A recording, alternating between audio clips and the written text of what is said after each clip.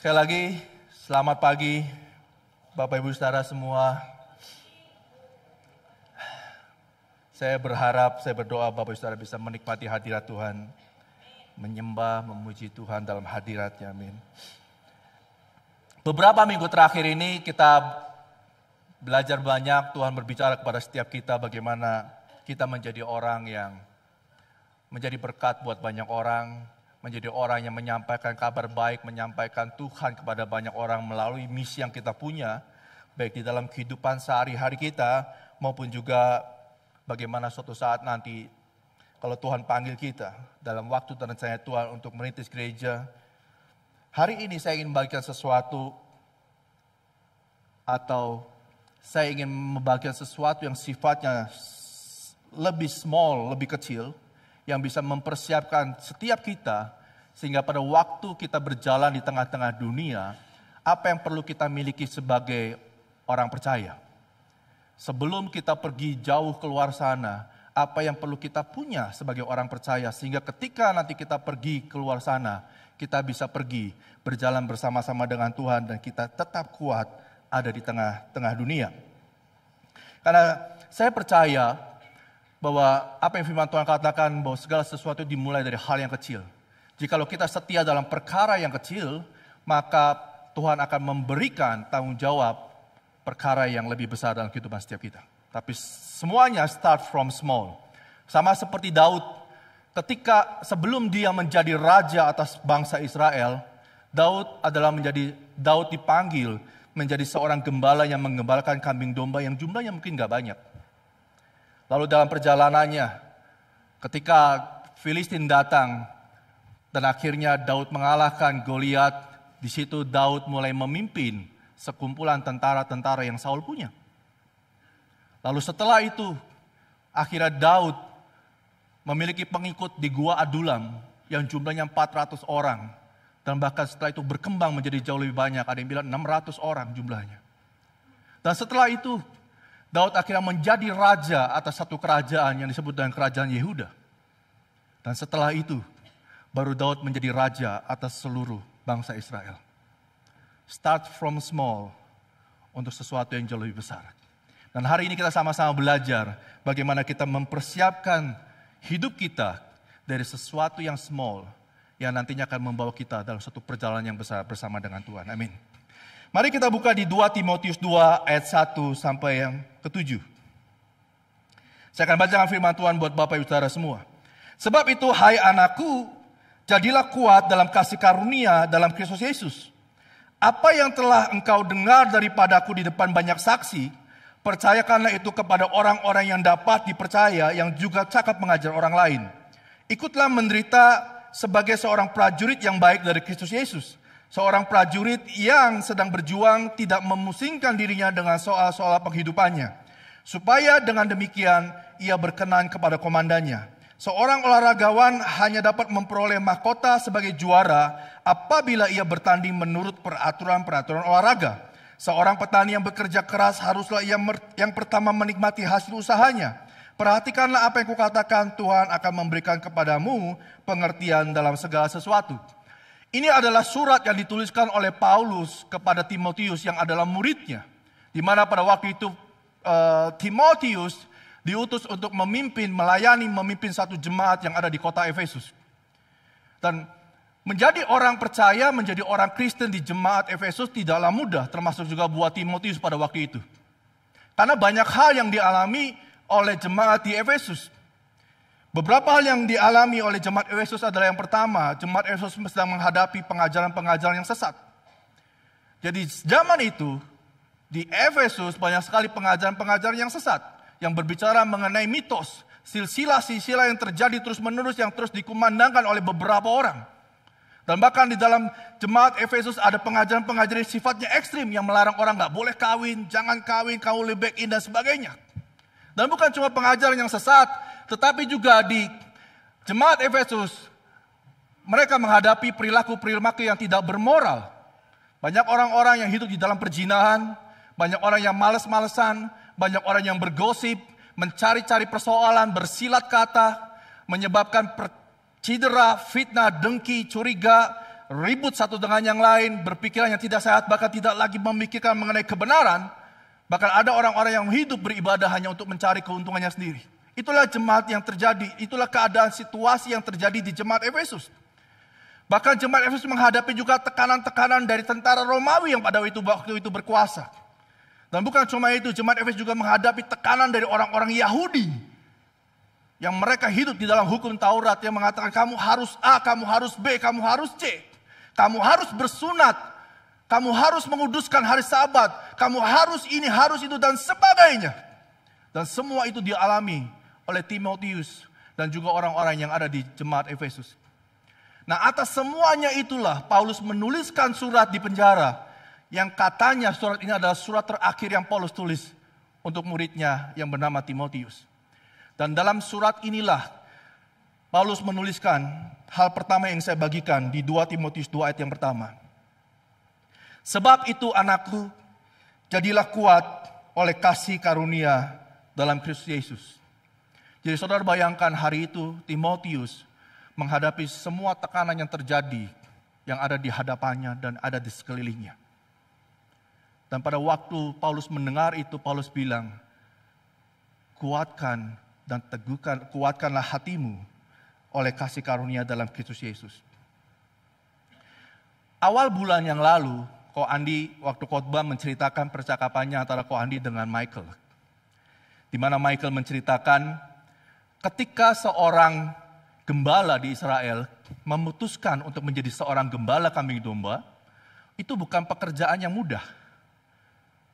Bahkan ketika seseorang memutuskan untuk menjadi seorang gembala, dia memutuskan dengan dia siap mengorbankan nyawanya untuk kambing domba yang akan dia gembalakan.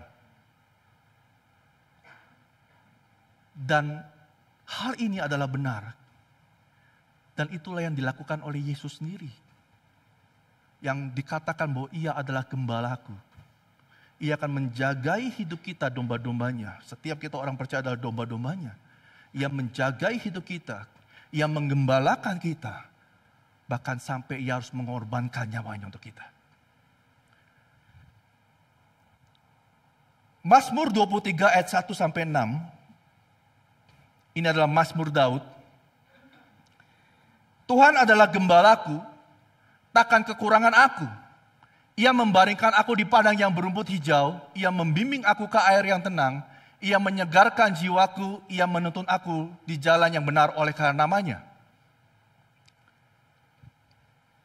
Slide berikutnya. Sekalipun aku berjalan dalam lembah kekelaman, aku tidak takut bahaya. Sebab engkau besertaku, gadamu dan tongkatmu itulah yang menghibur aku. Engkau menyediakan hidangan bagiku di hadapan lawanku. Engkau mengurapi kepalaku dengan minyak, pialaku penuh melimpah, kebajikan dan kemurahan belaka akan mengikuti aku seumur hidupku, dan aku akan diam di dalam rumah Tuhan sepanjang masa. Sekali lagi Paulus mengingatkan kepada Daud untuk kuat di dalam kasih karunia Tuhan. Pada waktu saya merenungkan ini, mungkin slide sebelumnya, yang menarik adalah Daud mengatakan, Tuhan adalah gembalaku di awal mulanya.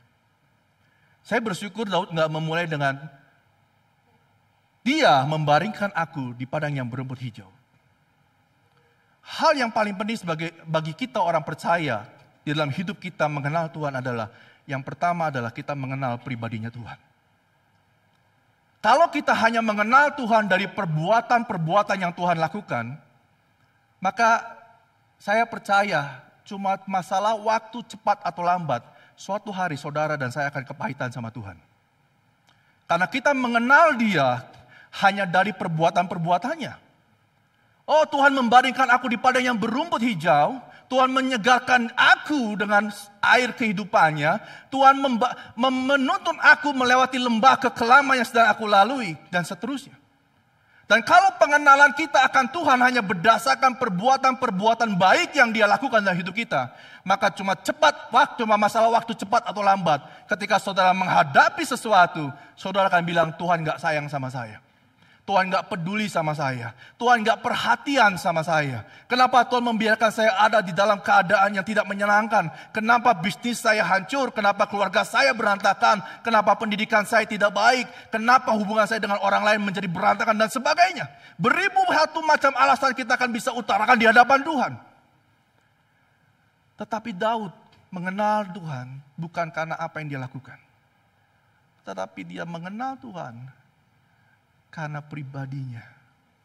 Ia tahu Tuhan yang aku sembah adalah gembala yang baik bagiku. Sama seperti ketika ia menggembalakan kambing dan domba yang dia punya hari itu. Dia tahu betul seperti apa hidup seorang gembala. Ketika aku memutuskan untuk menggembalakan kambing domba, artinya aku siap mati buat kambing dan domba tersebut. Dan waktu dia mengimplementasikan pengenalan dia akan Tuhan, dia pun mengerti. Tuhan itu gembalaku. Kalau aku bisa mempertaruhkan hidupku untuk domba-dombaku, maka aku juga percaya bahwa Tuhan akan mempertaruhkan hidupnya bagi aku selama aku hidup. Sekalipun ada masanya domba-domba tersesat, ada masa-masanya domba yang dituntun harus melewati lembah kekelaman. Tapi dia tahu, seorang gembala akan melakukan apa yang harus dia lakukan untuk menyelamatkan domba-dombanya. Kadang kita berpikir, hari ini sakit penyakit kita adalah lembah kekelaman kita. Hari ini mungkin kita berkata bisnis kita yang lagi berantakan adalah lembah kekelaman kita. Tapi mungkin kadang-kadang lembah kekelaman itu harus ada. Bisnis yang kita punya harus hancur dulu, agar ada bisnis yang lain yang muncul yang jauh lebih besar. Kadang-kadang apa yang kita pegang hari ini harus hancur dulu, harus hilang dulu. Agar ada satu panggilan Tuhan yang jauh lebih besar yang Tuhan bisa nyatakan dan saudara dan saya bisa lakukan. Tetapi apapun situasi dan keadaan yang kita lalui hari ini, kalau kita mengenal Tuhan dengan benar, mengenal Dia sebagaimana pribadinya yang kita bisa kenal, maka itulah yang akan membuat kita aman. Kita hidup di dalam dunia ini. Mau sakit penyakit kita sedang lalui, mau keadaan ekonomi yang berantakan kita sedang lalui, mau pekerjaan yang sulit. Siapa tahu setelah PHK, maka akan ada pekerjaan memulai bisnis yang baru yang akan terjadi. Semuanya tidak ada yang tidak mungkin. Tetapi saya yang katakan sama seperti Paulus katakan kepada Timotius, kuatlah di dalam kasih karunia Tuhan. Bukankah kita ini diselamatkan karena kasih karunia Tuhan? Yang kita nggak melakukan apa-apa, tapi Tuhan berikan keselamatan bagi setiap kita yang percaya kepadanya. Kalau kita mengerti bahwa Dia memberikan keselamatan kepada setiap kita, bukankah juga sebaiknya kita mengerti bahwa Dialah yang akan menuntun hidup kita dari waktu ke waktu, dari satu keadaan, satu kondisi kepada kondisi atau keadaan yang lain, di mana Dia tidak akan pernah meninggalkan kita. Sama seperti kasih karunia Tuhan tidak bisa dibeli dengan perbuatan baik kita. Bukankah hidup kita pun akan ada dalam kendali tangan Tuhan? In control. Tuhan yang akan kontrol semuanya. Saya sharing ini, saya belum tiktokan sama Kak Win waktu nyiapin lagu. Tapi waktu tadi saya dengar lagunya, saya bilang, Tuhan, aku tahu Engkau sedang ingin berbicara kepada setiap kami. Kenalah Dia. Bukan dari perbuatan-perbuatan baik yang saudara bisa lihat. Tapi kenallah Dia dari siapa pribadinya. Dan saya berdoa, hari ini kita menjadi jemaat yang bisa mengenal Tuhan. Bukan karena apa yang baik yang Dia sudah lakukan. Kita mengenal Dia karena kita tahu siapa Dia. Itu juga yang Paulus katakan kepada Timotius. Kuatlah kamu dalam kasih karunia-Mu. Semua situasi, kondisi yang kamu hadapi hari itu boleh terjadi. Tetapi ingatlah, Tuhan yang pegang semua kendali, Tuhan yang akan jagai hidupmu. Tuhan yang akan membuat engkau menyelesaikan semuanya sampai pada akhirnya. Dan saya juga yang mengatakan yang sama. Biarlah firman yang sama yang Paulus katakan pada Timotius juga akan berkata pada setiap kita. Menguatkan hidup kita. Kita tahu bahwa Tuhan akan pegang kendali. Tuhan yang pegang kendali hidup kita dan Tuhan yang akan menjaga seluruh hidup kita. Masa yang kita hadapi hanya sekedar masa yang harus kita lalui. Amin. Hal kedua yang saya bagikan, 2 Timotius 2 ayat 4. Seorang prajurit yang sedang berjuang tidak memusingkan dirinya dengan soal-soal penghidupannya, supaya dengan demikian ia berkenan kepada komandannya. Apa yang saya bagikan ini bicara mengenai prinsip.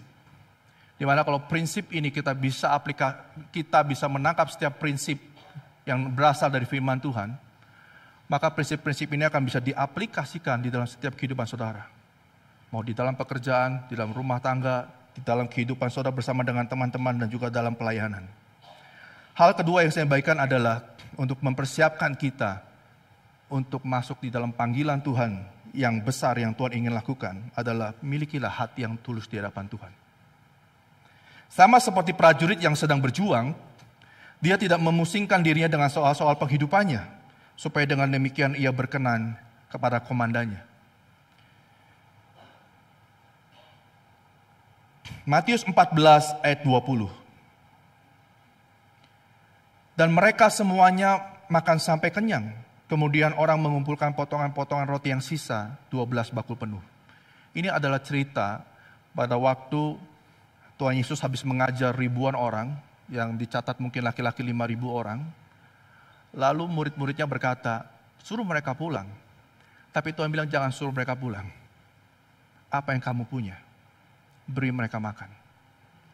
Dan hari itu mereka mengumpulkan ada 5 roti dan 2 ikan, memberikannya kepada Tuhan Yesus, dan Tuhan Yesus mengangkatnya dan berdoa, lalu membagikan semuanya. Dan semua orang 5.000 itu makan, bahkan berkelimpahan, dan waktu dikumpulkan sisanya ada 12 bakul penuh. Hari itu murid-murid Yesus berkata, Tuhan guru suruh mereka semua pulang. Tapi Tuhan bilang, jangan. Kamu punya apa? Berikan buat mereka. Ada satu kata-kata yang saya pikir ini sangat baik. Seorang Simon Sinek berkata, seorang pemimpin itu makannya terakhir. Leaders eat last. Benar pronounnya? Seorang pemimpin makannya harus terakhir. Dan saya pikir ini adalah juga yang dicontohkan oleh Yesus kepada murid-muridnya. Kalau kau makan, kasih dulu yang lain. Kamu akan makan, iya, terakhir. Bukan berarti pemimpin harus sengsara hidupnya, tapi prinsipnya adalah jangan hanya melihat kebutuhan hidup sendiri, apa yang saya mau, apa yang saya perlu, apa yang menjadi keinginan saya. Tapi akan jauh lebih baik kalau saudara kita bertumbuh dari orang-orang yang self-center menjadi orang-orang yang God-center, yang melihat apa yang Tuhan mau lakukan. Dan yang terakhir menjadi orang yang other-center, yang mau melakukan sesuatu bagi orang lain. Bukan berarti self-centernya gak boleh ada, tetap seimbang. Kasihlah Tuhan Allahmu dengan segenap hatimu, dengan segenap kekuatanmu, dengan segenap akal budimu. Tapi kasihlah juga orang lain seperti kau mengasihi dirimu sendiri. Tapi ketika kita ingin pergi, suatu hari kita akan pergi misi, suatu hari kita ingin pergi menjangkau, melakukan sesuatu menjadi berkat buat banyak orang. Bukankah hati ini yang perlu kita punya sebagai orang percaya? Bagaimana kita melihat apa yang Tuhan mau dan melakukan apa yang Tuhan mau buat orang lain, daripada kita hanya melihat ini yang saya mau, ini yang saya butuhkan, ini yang saya perlukan, ini yang saya harapkan. Karena pada akhirnya, ketika kita melayani, ketika kita melakukan apa yang Tuhan mau, hidup kita akan menjadi semakin berkurang. Sama seperti Yohanes berkata, biarlah aku menjadi semakin berkurang, tapi Yesus ya harus semakin bertambah. Biarlah kita hari ini, para pemimpin yang bangkit, menjadi orang yang makannya terakhir. Toh sekalipun kita makan terakhir, Tuhan tidak pernah meninggalkan kita. Ingat, balik lagi ke prinsip yang pertama. Tuhan adalah gembalaku. Dia tidak akan meninggalkan kita kekeringan. Dia tidak akan meninggalkan kita dalam kondisi yang kelaparan. Dia tidak akan meninggalkan kita dalam kondisi yang menderita.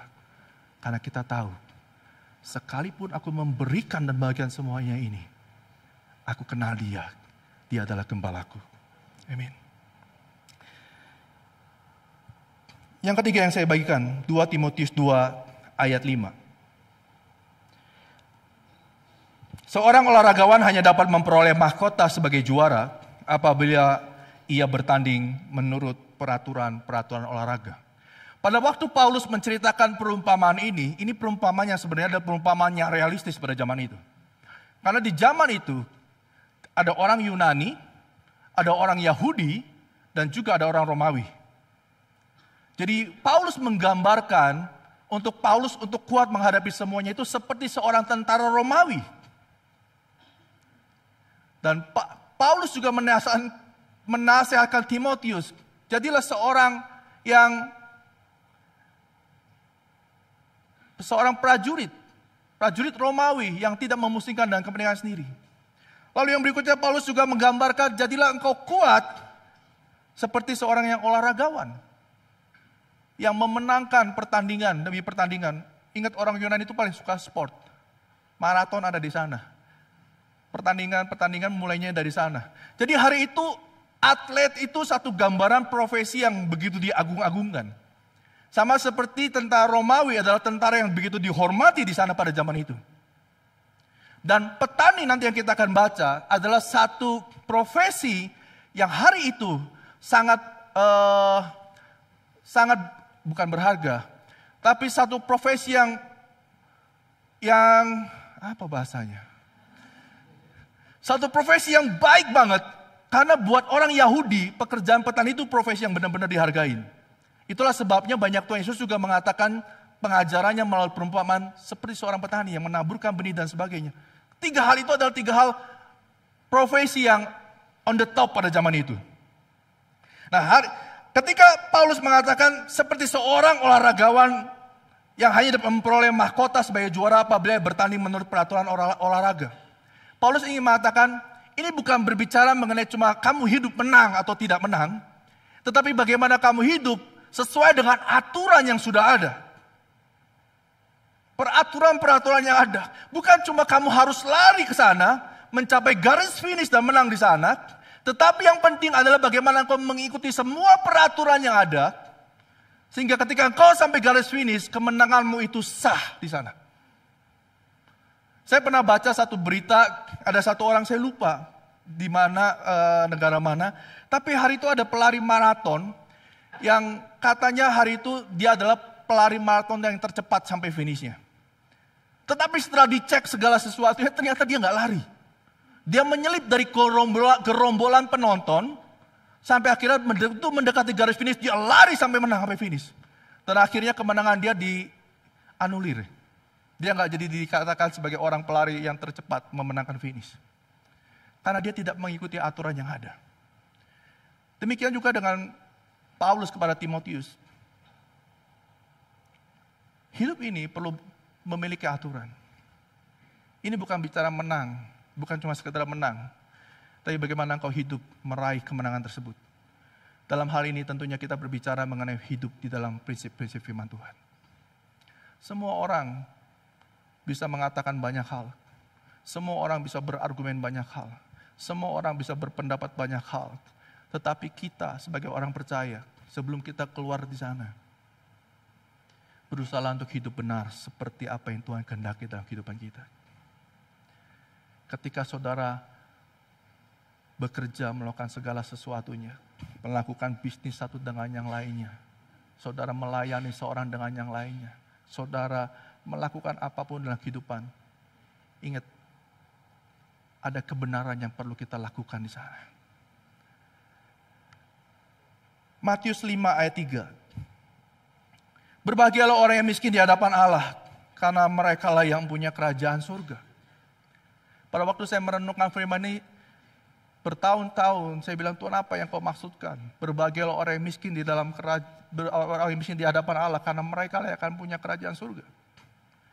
Firman Tuhan juga mengatakan kerajaan Allah bukan berbicara soal makan dan minuman, tapi kerajaan Allah berbicara mengenai kebenaran, damai sejahtera dan sukacita oleh Roh Kudus. Suatu kali ada satu percakapan saya dengan satu orang anak muda. Dalam percakapan itu sampai satu situasi dia menanyakan sama saya begini. Kalau saya harus berdoa mencari pasangan hidup dan mencari pasangan hidup seperti apakah yang saya harus cari? Kalau saya ngomong beberapa hal. Tapi ada satu poin yang saya tekankan. Carilah satu orang yang mau berubah untuk menjadi lebih baik. Kenapa? Terus dia bilang, kenapa? Lalu saya jawab, karena ketika seseorang tidak mau berubah dan kamu menikah dengan orang tersebut, maka kamu akan berjuang seumur hidupmu. Kita lihat saudara. Markus 10 ayat 17 sampai 21. Pada waktu Yesus berangkat untuk meneruskan perjalanannya, datanglah seorang berlari-lari mendapatkan dia dan sambil bertelut di hadapannya ia bertanya, "Guru yang baik, apa yang harus kau perbuat untuk memperoleh hidup yang kekal?" Jawab Yesus, "Mengapa kau katakan aku baik? Tak seorang pun yang baik selain daripada Allah saja. Engkau tentu mengetahui segala perintah Allah, jangan membunuh, jangan berzina, jangan mencuri, jangan mengucapkan saksi dusta, jangan mengurangi hak orang, hormatilah ayahmu dan ibumu." Lalu kata orang itu kepadanya, "Guru, semuanya itu telah kuturuti sejak masa mudaku." Tetapi Yesus memandang dia dan menaruh kasih kepadanya, lalu berkata kepadanya, "Hanya satu lagi kekuranganmu. Pergilah dan jualah apa yang kau miliki dan berikanlah itu kepada orang-orang miskin. Maka engkau akan beroleh harta di surga. Kemudian datanglah kemari dan ikutlah aku." Seorang anak muda datang sama Yesus, "Tuhan, guru yang baik, apa yang harus aku lakukan untuk bisa masuk memperoleh hidup yang kekal?" Tuhan Yesus bilang, ini kebenaran ini. Dia bilang, "Aku sudah melakukannya sejak masa mudaku." Oh, luar biasa. Aku sudah melakukannya. Lalu apa yang Tuhan bilang? Sekarang juallah apa yang kamu punya dan berikanlah kepada banyak orang. Saya bilang sama anak muda itu, kalau kamu mendapatkan orang yang tidak pernah mau berubah, orang yang berpikir bahwa hidupnya adalah hidup yang paling benar, saya benar, yang lain salah. Apa yang saya pegang, ini yang paling benar, yang lain tidak benar. Ini seperti orang kaya. Aku sudah melakukan seluruh hukum Taurat dalam hidupku. Tuhan bilang, buang semuanya itu. Jadilah orang yang miskin di hadapan Tuhan. Artinya jadilah orang yang mau belajar untuk berubah dalam hidup kita. Sekalipun kita mengetahui kebenaran demi kebenaran dari waktu ke waktu bertumbuh. Saat kita saat teduh, saat kita mencari firman Tuhan, membaca firman Tuhan dan kita mengerti satu kebenaran, dua kebenaran, tiga kebenaran. Tapi tetap milikilah hati yang miskin di hadapan Tuhan. Karena orang-orang yang miskin inilah yang merasa bahwa saya masih terus pengen belajar. Saya harus lagi mengenal Tuhan lebih lagi dan lebih lagi. Hanya orang-orang yang beginilah yang pada akhirnya akan mengenal kerajaan surga. Dialah menjadi orang yang akan mengenal siapa Tuhan dalam hidupnya. Tetapi barang siapa orang yang menganggap dirinya sudah kaya, termasuk kaya dalam kebenaran, dan merasa hidupnya paling benar, maka orang-orang ini akan sulit untuk berjalan bersama-sama dengan Tuhan. Yang Tuhan mau adalah buanglah semuanya itu. Ikut aku. Tinggalkan semua yang kau pandang benar dalam hidupmu. Ikutlah aku dan dapatkan kebenaran yang daripadaku. Saya pernah ketemu sama satu orang tua pada waktu ngajar parenting. Dia bilang begini sama saya. Saya pernah cerita juga. "Pak, saya tahu yang Bapak ajarkan itu benar dan baik. Tetapi saya tidak akan menyangkal kebenaran saya sampai saya tahu kebenaran yang saya pegang itu salah. Dan baru saya akan pegang dan percaya apa yang Bapak katakan." Hari itu buat saya it's okay, gak masalah. Tapi saya berdoa. Tapi saudara juga bisa membayangkan ketika seseorang memegang kebenaran yang dia punya begitu kuat sampai berkata, "Saya tidak akan pernah meninggalkan apa yang saya pandang benar sampai ini terbukti salah." Sama seperti orang muda tersebut. Tapi marilah kita hari ini mempersiapkan hidup kita dengan satu sikap hati. Tinggalkan semua kebenaran kita. Teruslah belajar sampai kita mendapatkan kebenaran demi kebenaran mengenai siapa Tuhan yang kita sembah dalam hidup kita. Amin. Hal terakhir yang saya ingin bagikan adalah 2 Timotius 2:6. Seorang petani yang bekerja keras haruslah yang pertama menikmati hasil usahanya. Hal keempat terakhir yang saya bagikan, Sebuah prinsip yang kita orang percaya perlu miliki sebelum kita pergi keluar sana. Milikilah hati yang bekerja keras. Kita sudah mengenal Tuhan kita, bahwa Tuhan yang akan menjaga hidup kita, Tuhan yang akan menuntun hidup kita, Tuhan yang akan melakukan yang terbaik dalam hidup kita. Tapi bukan berarti kita jadi orang yang pasrah, yang tidak melakukan sesuatu dan cuma, gimana Tuhan aja, kan Tuhan gembalaku. Saya percaya pasti akan berbaring di padang yang berumput hijau. Saya percaya Tuhan pasti akan menyegarkan. Saya percaya pasti akan dapat makanan. Satu hal itu benar. Tetapi mengenalah dia dengan lengkap mengenai siapa Tuhan. Jadilah orang yang bekerja keras melakukan sesuatu. Persiapkan hidup kita untuk sesuatu yang lebih besar dalam hidup kita. Saya mau sedikit cerita. Agustus besok, tanggal 1, itu adalah tahun kelima buat saya menggembalakan. Jadi ini adalah sudah 4 tahun. Pada waktu saya menggembalakan, pertama kali, saya nggak tahu saya mesti ngapain. Di situ saya cuma bisa berdoa sama Tuhan, Tuhan apa yang harus saya lakukan. Sambil terus saya berdoa, saya melakukan observasi yang bisa saya lakukan. Saya mulai ketemu dengan banyak orang. Saya memutuskan untuk bertemu dengan 3-4 orang dalam 1 minggu. Makan siang bersama, ngobrol. Saya ingin mengenal jemaat yang ada di sekitar saya. Apa yang ada dalam pemikiran mereka, apa yang ada dalam hati mereka. Sambil terus saya berdoa, saya nggak tahu juga apa yang saya lakukan. Tapi setidaknya pengenalanlah, observasi yang saya bisa lakukan pada hari itu. Tahun yang kedua, saya juga terus berdoa. Sambil terus mengenal banyak orang. Dan saya mencoba melakukan sedikit-sedikit yang bisa saya lakukan untuk merapikan apa yang ada di depan saya. Sampai akhirnya, di akhir tahun kedua, saya mulai mendapati, wah Tuhan, ini di luar kemampuan saya. Kalau saya disuruh mimpin klinik, saya masih bisa.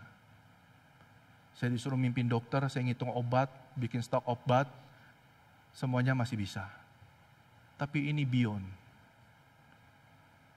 Di luar kemampuan yang saya punya, di atas pengertian yang saya miliki, saya bilang, Tuhan saya nggak tahu harus ngapain. Saya nggak sanggup. Tapi sambil terus saya berdoa di hadapan Tuhan. Di tahun ketiga, saya mulai keluar dari gereja ini. Bukan keluar dari jemaat, tapi keluar untuk saya mulai belajar kepada banyak orang, kepada banyak gereja. Saya mulai ketemu, tapi saya juga belajarnya serabutan. Saya nggak punya arah, saya nggak punya tujuan, tapi pada hari itu saya harus keluar. Satu hal yang saya dapat hari itu adalah sama seperti Abraham. Abraham harus keluar dari tenda rumahnya untuk melihat bintang yang ada di langit sana. Satu bintang yang bersinar, satu bintang yang tidak pernah bisa dihitung jumlahnya berapa. Abraham harus keluar untuk bisa menghitung betapa banyaknya pasir di pinggir pantai yang tidak pernah bisa dihitung jumlahnya. Hari itu saya memutuskan untuk keluar. Sambil terus berdoa. Sambil terus berkenalan.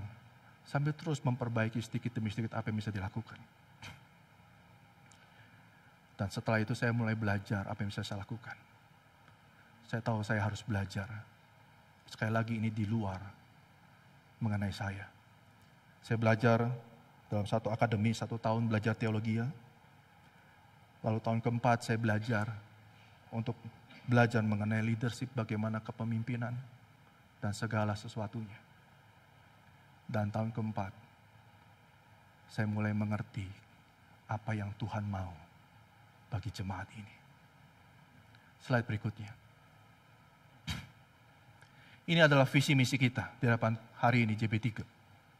Visi kita adalah menjadi murid Kristus yang berakar di jemaat lokal untuk menjadi berkat bagi bangsa. Visi kita adalah bagaimana menjadikan orang-orang yang ada di sekitar kita menjadi murid Kristus. Pastikan hidup kita terlebih dahulu menjadi murid Kristus. Artinya kita menjadi orang-orang yang mengenal siapa Tuhan dan melakukan apa yang Tuhan kehendaki dalam kehidupan kita. Dan bukan cuma sampai di situ. Kita bertumbuh menjadi orang yang memiliki gereja lokal, yang berjemaat lokal. Karena dengan berjemaat lokal, saudara akan mulai mengerti, saudara akan mulai tertanam. Bayangannya adalah semua pohon yang dicabut tanam, pertumbuhannya bisa nggak bertumbuh? Bisa. Tapi pada umumnya biasanya tidak sehat. Tetapi ketika seseorang bisa tertanam di dalam satu gereja lokal, maka pertumbuhannya akan menjadi jauh lebih baik. Karena kita tidak lagi diombang-ambingkan oleh rupa-rupa angin pengajaran. Sama seperti Paulus menasihatkan Timotius. Pada waktu itu kondisi Timotius sedang diperhadapkan oleh rupa-rupa angin pengajaran. Tetapi jika kita hidup di dalam gereja lokal, maka kita akan tahu apa yang perlu kita makan dan mana yang perlu kita singkirkan. Bukan berarti mana yang lebih baik dan mana yang salah, tapi ini berbicara apa yang sehat yang bisa kita makan dalam kehidupan kita. Dan berikutnya, kita bukan cuma dipanggil untuk menjadi orang yang hanya ada di gereja lokal. Melakukan sesuatu di gereja ini, setiap minggu datang di gereja ini, melayani dan setelah itu pulang. Tapi kita dipanggil untuk menjadi berkat bagi bangsa. Kalau saudara sudah tertanam di tempat ini, jangan lupa hidupmu tidak berhenti sampai di sini. Tetapi lakukanlah sesuatu untuk saudara memberkati kota ini. Memberkati bangsa ini dengan cara yang berbeda-beda. Prinsipnya cuma satu, menjadi berkat buat banyak orang. Dan misi kita adalah membangun satu generasi yang memancarkan terang Kristus melalui komunitas. Nilai-nilai kita adalah excellent, teachable, honor, integrity, dan juga caring. Yang disingkat dalam satu kata yang disebut dengan etik. Saya ingin jabarkan lebih lanjut slide berikutnya. Semua ini adalah komunitas yang ada di gereja kita. Ada komunitas barista, fotografi, usher, hospitality, WL, singer, basis. Ada The Gap Senior, Family, Youth, Kids, pianis, gitaris, sound, drummer, GS, social, craft, bridge, dan lain sebagainya. Dan akan banyak selalu komunitas yang nanti akan muncul ke depannya. Tapi ingat, ini bukan bukan akhir dari segala sesuatunya. Ini bukan akhir dari segala sesuatunya. Ketika komunitas ini bertumbuh dengan nilai-nilai yang excellent, ketika semua orang yang ada dalam komunitas, bahkan komunitas kita hari ini JB3, kalau kita bisa membangun kehidupan yang terus mau belajar yang teachable, gak pernah berhenti. Karena akan selalu ada bintang di langit di atas sana, yang kita gak akan pernah bisa raih. Tapi belajarlah ke negeri Cina. Belajarlah dan jangan pernah berhenti belajar. Dan bukan cuma belajar, tapi milikilah hati yang bisa menghormati satu dengan yang lainnya. Yang bisa peduli satu dengan yang lainnya. Yang tidak memandang dirinya yang paling benar, tapi peduli akan orang lain. Mengajarkan orang lain untuk bisa bertumbuh. Orang yang sikapnya, hidupnya punya integriti. Apa yang dikatakannya, apa yang di hatinya, sama, selaras dengan kebenaran firman Tuhan. Kalau kita memiliki nilai-nilai ini, maka kita akan membangun satu komunitas yang excellent di hadapan Tuhan. Dan pada waktu kita menjadi satu jemaat yang excellent, engkau akan menjadi garam dan terang dunia dimanapun kau berada. Dan ketika orang melihat garam dan terang dunia, orang akan bisa melihat siapa Kristus, siapa Tuhan melalui hidup kita, melalui komunitas kita. Dan pada akhirnya kita bisa membawa orang kepada Tuhan. Dan kalau orang-orang sudah datang di tengah-tengah kita, ingat ini bukan akhir dari segala sesuatunya. Tapi bawalah mereka untuk dimuridkan di home yang ada. Tugas kita, bagian kita, panggilan kita, bukan ada di atas mimbar. Pelayanan kita bukan di sini. Ya ini pelayanan, baik. Tetapi panggilan kita adalah menjadikan semua bangsa murid Kristus. Bahkan kemarin di New Life Conference, Pastor Song mengatakan begini, bahwa kita tidak dipanggil orang untuk mempertobatkan orang. Tapi kita dipanggil Tuhan untuk memuridkan orang. Beda. Kalau kita hanya dipanggil untuk mempertobatkan orang, kamu kenal Kristus, kenal Tuhan, sudah datang aja. That's it, selesai. Kita nggak peduli, kita nggak care, kita nggak tahu bagaimana pertumbuhannya, hidupnya, perubahan hidup seperti apa yang dia punya. Panggilan saya hanya untuk membuat kamu bertobat. Tetapi panggilan kita yang sebenarnya bukan itu. Panggilan kita adalah memuridkan orang, yang artinya membawa orang kepada Kristus dan membimbing orang ini untuk berubah menjadi lebih baik di dalam pengenalan akan Tuhan dan hidup di dalam firman Tuhan. Dan lakukanlah ini di home yang ada, sehingga di home inilah akan muncul orang-orang yang dimuridkan, yang bertumbuh, yang suatu hari nanti dia akan memuridkan orang-orang yang ada di luar sana. Saya berdoa, kita semua bisa berjalan bersama-sama sebagai satu jemaat. Ingat, semua yang ada di atas mimbar ini bukan akhir dari tujuan kita. Di sini cuma masalah waktu. Kapan waktunya akan berganti. Tetapi memuridkan orang, membangun orang untuk tidak mengenal Tuhan sampai mengenal Tuhan dan hidup di dalam kebenaran firman Tuhan tidak akan pernah berakhir seumur hidup kita. Itulah sebabnya kita orang-orang percaya tidak pernah pensiun. Kita akan selalu melayani Tuhan, memuridkan orang sampai orang-orang yang kita muridkan menjadi seorang yang juga bisa memuridkan orang lain. Sekali lagi, slide terakhir. Apa yang kita bisa lakukan sebagai orang percaya dalam kehidupan kita sehari-hari? Saya undang tim musik maju ke depan. Milikilah hati yang percaya, yang kuat di dalam kasih karunia Tuhan. Kenallah dia dari pribadinya. Bukan mengenal dia dari perbuatan-perbuatan baik yang dia sudah lakukan dalam hidup kita. Yang kedua, milikilah hati yang tulus dalam hidup kita. Beralihlah dari self-center semuanya gimana untuk saya. Menjadi orang yang God-center. Dan juga orang yang other-center. Yang mengenal Tuhan dan mau melakukan sesuatu bagi orang lain.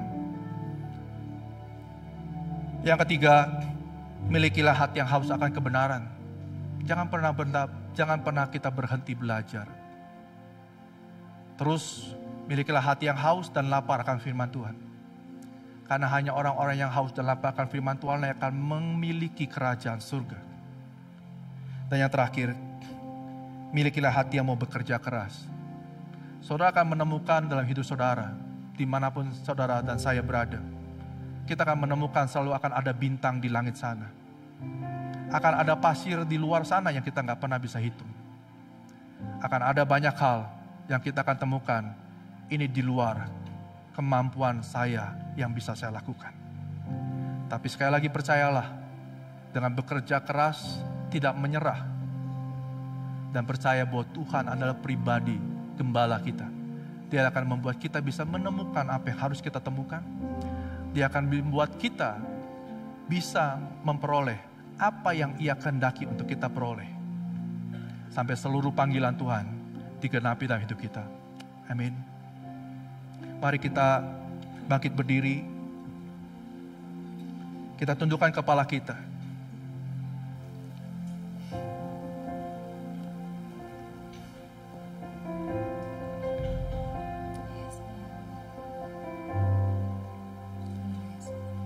Ini kami Tuhan. Ini kami anak-anak-Mu ya Tuhan. Pimpin kami terus Tuhan. Untuk kami boleh terus berjalan di dalam jalan yang telah Kau tetapkan dalam hidup kami. Ini hati kami. Kami mau kuat Tuhan di dalam Engkau. Dan kami mau berserah kepada-Mu Tuhan.